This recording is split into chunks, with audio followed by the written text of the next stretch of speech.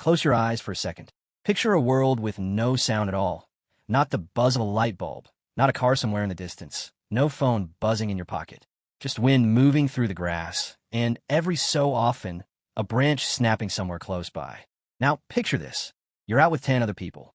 You've been hunting since sunrise, you're exhausted, your stomach's growling, and then you see it.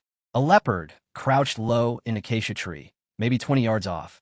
You have to warn everyone, right now, where it is, how big it is, what they should do. Except there's a problem. You don't have language. Not a single word. No, watch out, no leopard, no run. So how do you pull that off? How do you run a life-or-death operation when all you've got is your hands and whatever sound you can force out of your throat? It's easy to forget since we say words constantly, texting a friend, ordering lunch, whatever, but that first word might be the biggest technological leap in the history of, well, everything.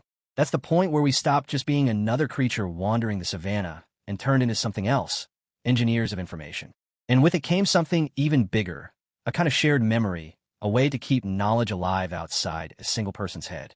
So that's what we're digging into today, how we actually found our voice. We'll walk through the main theories, from early imitation of animal sounds to the idea that the first words were basically warning calls, a kind of vocal radar. We'll look at how empathy and the need to trust each other pushed early humans to start giving each other names. And we'll get into why your brain still reacts to a voice in the dark like your life depends on it.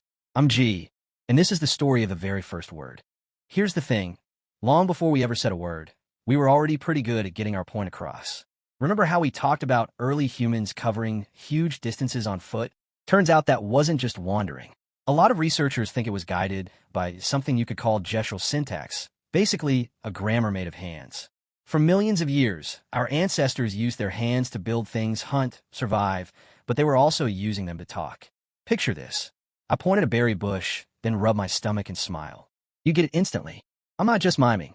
I'm asking for your attention, pointing you toward food. That's not random pantomime, either.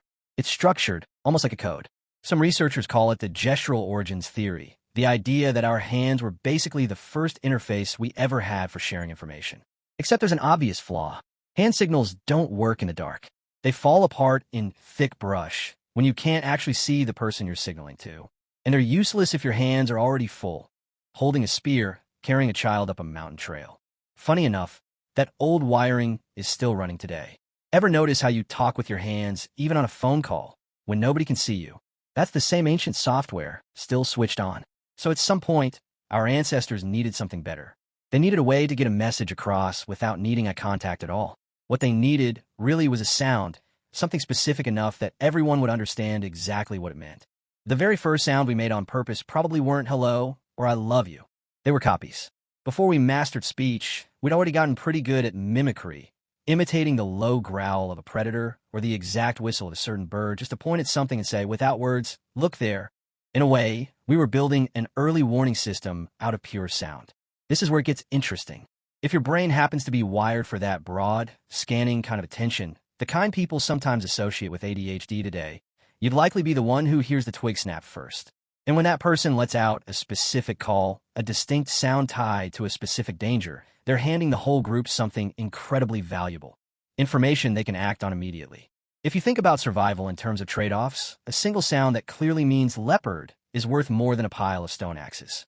But here's the real mystery. How does a grunt turn into an actual word?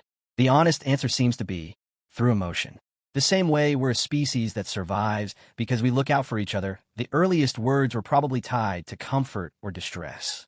Think of a mother humming to quiet a crying baby, essentially telling them, without any real language, you're safe. That instinct, that need to soothe, to reassure, to connect through sound, is arguably the root of every song, every poem, and every speech that's ever been given since. As tribes grew, from small family units into bigger groups of maybe 50 or 60 people, something had to give.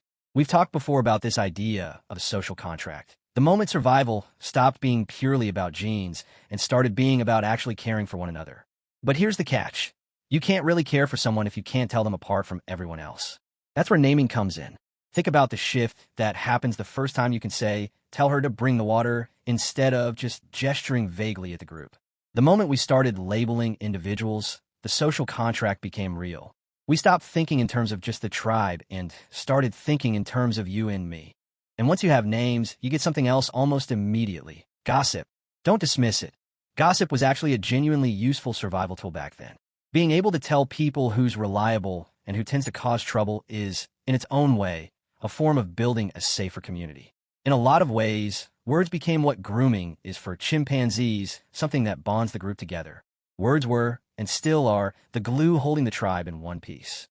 Once we had names and warning calls figured out, we did what humans always seem to do. We kept improving on it. Eventually, we developed something more complex, recursive language. That's the ability to say not just there's a mammoth, but something layered like there's a mammoth behind the hill near the dried-up river. That single shift changed everything, because now we could actually pass down history. We could tell stories about the past to prepare people for the future, explain how a grandfather survived a broken bone, so a grandchild would know exactly what to do if it happened to them. Basically, we turned memory into something shared, something you could hand down. Long before anything like the internet existed, we'd already built the first version of an endless, scrollable archive of human knowledge. But that leap came at a cost.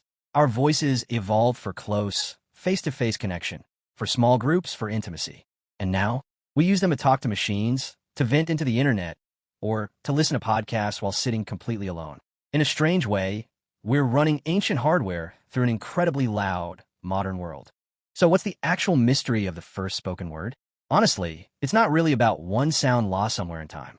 It's about the decision to reach out and share whatever's going on inside your head with someone else. It comes down to realizing that your own survival is tied to whether other people understand you. The evidence is pretty clear on this. We're a species built for cooperation, through and through. And speech might be the most cooperative thing we do. Every single time you open your mouth to speak, you're using a tool that was shaped over thousands and thousands of years, going all the way back to the Paleolithic.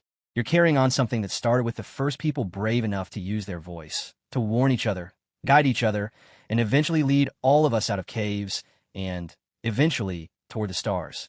The ancient world was silent, sure, but it was never empty. It was just waiting for someone to find the words to describe it. And now that we have those words, the real question is, what are we actually going to say with them? I'd genuinely love to hear from you on this one. If you could send just one word back in time to your ancestors, what would you pick? And has finding your own voice, your own way of expressing things, changed how you see your own story? Drop in the comments, let's talk. If you got something out of this dive into where our voices came from, go ahead and hit subscribe. Your brain, wired for novelty since the Stone Age, will thank you. We're going to keep exploring the history that's still living inside your head, because understanding where we came from is honestly one of the best ways to figure out where we're going. I'm G, and I'll catch you in the next one.